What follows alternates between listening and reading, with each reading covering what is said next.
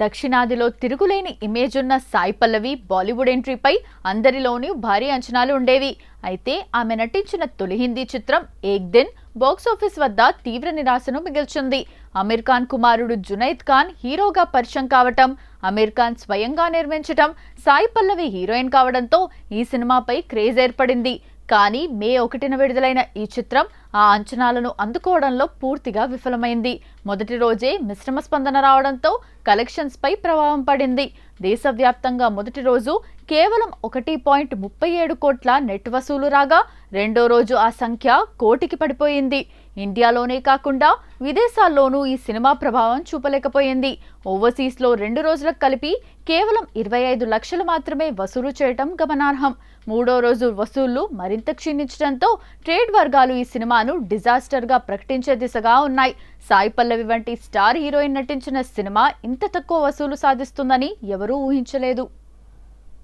దక్షిణాదిలో తన అద్భుతమైన నటనతో లేడీ పవర్ స్టార్గా గుర్తింపు తెచ్చుకుంది సాయి పల్లవి.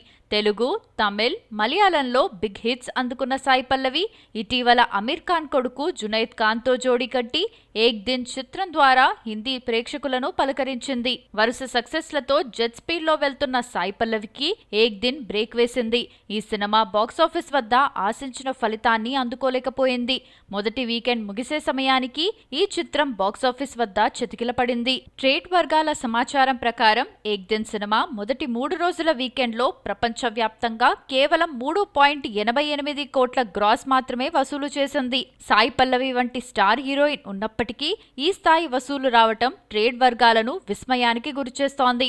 ప్రస్తుత ట్రెండ్ చూస్తుంటే ఈ cinema life time collections single digit కే పరిమితమయ్యేలా కనిపిస్తోంది. తొలి ఆట నుండే ఈ సినిమాపై నెగిటివ్ టాక్ రావడంతో ఈ చిత్రం కోలుకోవడం కష్టమని విశ్లేషకులు తేల్చేశారు. దీంతో సాయి పల్లవి బాలీవుడ్ డెబ్యూ డిజాస్టర్ ఖాతాలోకి చేరిపోయింది.